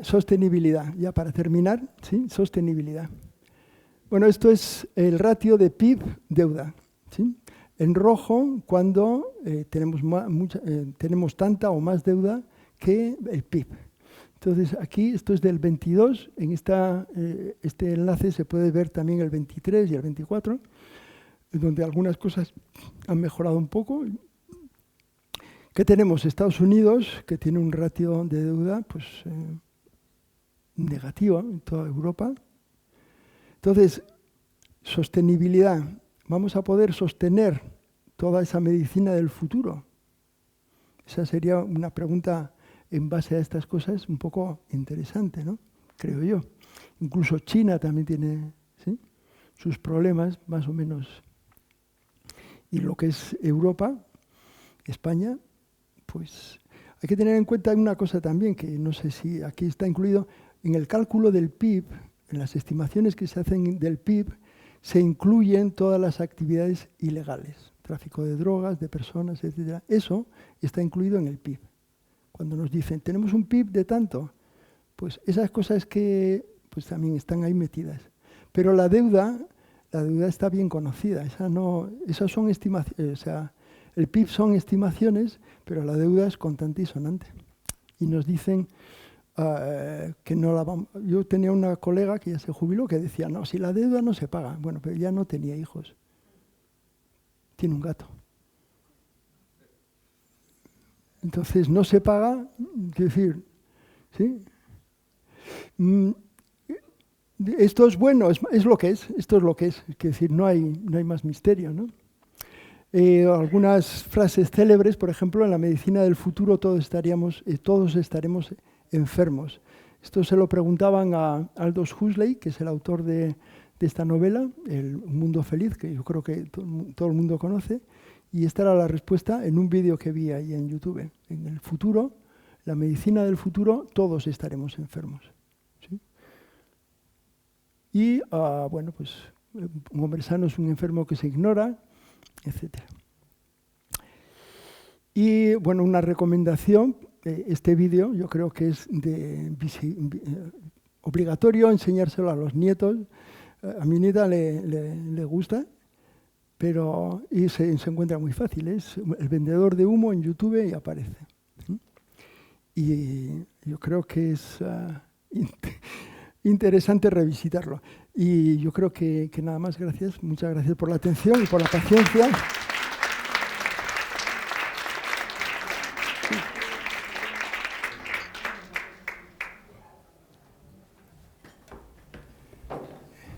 Bueno, pues muchísimas gracias, Manuel. Tienes una visión muy crítica, ¿no? Y que nos despierta mucha curiosidad. Y nada, ya vamos un poquito mal de tiempo, pero yo creo que podemos todavía hacer alguna pregunta. Yo quería comentar solamente que me ha despertado así bastante curiosidad cuando hablabas un poco de, no sé si era una alga o un ser vivo que se comía su propio cerebro porque ya no lo necesitaba. Sí. Y fíjate, el otro día me comentaba una profesora de la universidad que si quería participar en un estudio con niños que utilizaban mucha tecnología y muchas tablets en el aprendizaje frente a otros colegios, niños de otros colegios donde se usaba pero de una forma más moderada, porque la hipótesis que tenían es que el uso tan grande o tan frecuente de tablets de información hace que no memoricen y que no a lo mejor no aprenden a escribir bien o que no dedican tiempo a la lectura, que están acostumbrados a pasar demasiado rápido por un texto, no se concentran. Entonces eso me pareció curioso, ¿no? Y me parecía interesante de cara a hacer realmente una investigación, porque estamos haciendo muchas cosas un poco a ciegas, ¿no? Sin saber si más tecnología es mejor o peor, ¿no?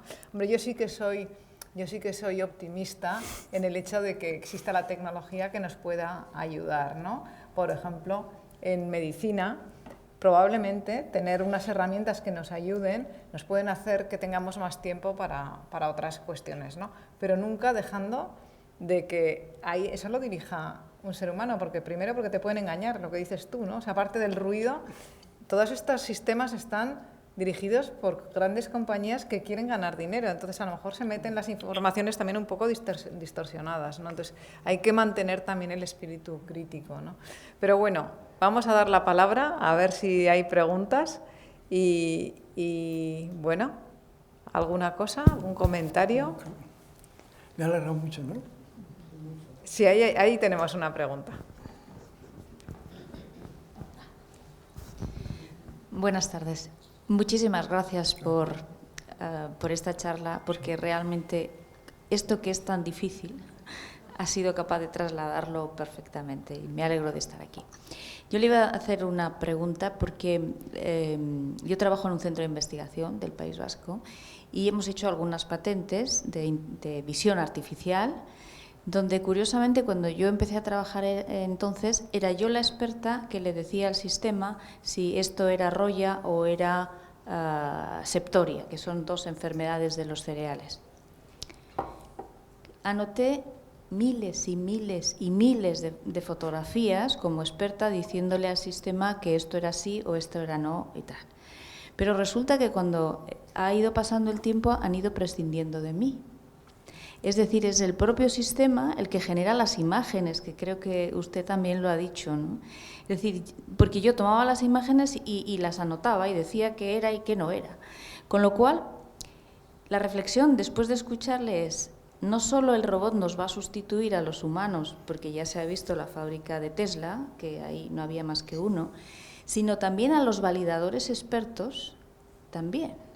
Esa es mi cuestión. ¿Es así? Bueno, a ver, hay una... En realidad, estos sistemas tipo ChatGPT y demás aprenden solos, ¿sí? Pero lo que están haciendo es crear correlaciones, construir correlaciones. Entonces, no tienen la categorización, a lo mejor viene después, ¿no? ChatGPT lo que hace es responder. Tú le das una frase y te da, digamos, la respuesta la más verosímil. Por eso hacía el énfasis en la verosimilitud. Te da lo más verosímil. ¿Es correcto? Le da igual. Es lo que, bueno, es lo que diría cualquiera, digamos, ese es el tema. Entonces, estos son sistemas que aprenden solos. Claro, el determinar cuál es el target, qué es lo que quieres que aprenda el sistema, lo tiene que determinar el humano en función de su utilidad, ¿no? Y entonces sustituir hombre, claro, anotar miles de imágenes, pues también hay algún doctorando mío lo que hacía era sistemas de ayuda a la anotación, o sea, que eran preanotar y luego la persona, entonces con la información que ya tienes, pero hay un punto de partida, ¿sí? O sea, que tú has anotado miles de imágenes, después de eso viene un sistema que usa la información que tú has dado para preanotar, ¿sí? Y luego viene el humano que dice, pues esto, si lo pasamos al ámbito médico, pues los sistemas médicos, pues eso, los de evaluación de la piel, ¿no? del melanoma y demás, pues ahora seguramente están haciendo preanotación, y esto puede ir evolucionando bien. Claro, ahí hay un tema que es la innovación de la naturaleza, si la naturaleza innova o no. Si tú estás anotando unas enfermedades y resulta que aparecen otras, que eso es otro de los juegos en los que estamos metidos, en la enfermedad X que va a aparecer, todo este mundo en el que aparece. Yo, mi bueno, a lo mejor me estoy yendo, mi primer consejo es dejar de leer periódicos, no ver televisión. Eso sería, si se puede, ¿no? Es muy complicado, pero yo creo que se gana más tiempo escuchando una sinfonía de Bach o de Mozart, los conciertos de Brandenburgo, es mucho más gratificante. Claro, inevitablemente estamos en esa sopa, ¿no? de cosas, y yo pues también veo en YouTube, yo soy de YouTube, dejé de ver televisión hace mucho tiempo, pero me salen cosas porque es el canal. Y me he encontrado también que da igual, o sea, yo soy de Instagram, le sale lo mismo. O sea, la gente que nos quiere vender cosas busca todos los canales. Entonces tú te quedas aprenden solos. Te quedas en uno y ya. Entonces, ¿qué es lo que va a pasar? Yo antes de la pandemia, era tecno-optimista. La pandemia para mí ha sido un punto interesante, ¿eh? Es un momento interesante de la historia, muy interesante. Y de todo, partes de las reflexiones que he puesto ahí, ya os digo, posiblemente es mejor que luego miréis las transparencias, pues están, digamos, influidas por la experiencia de la pandemia. Entonces, ¿qué va a pasar? ¿A dónde vamos a llegar? ¿Qué va a ocurrir? Todo esto sí que va, inevitablemente vamos hacia el hombre, el ciberhombre, digamos. En la época de la cibernética, pues era el ciberhombre, ahora el positrónico. Bien, sí, llegaremos, a lo mejor nos quedamos sin cerebro y nos ponen un chip, no sé. Claro, ahí hay un balance, por eso ponía, si podemos, o sea, si voy atrás, es importante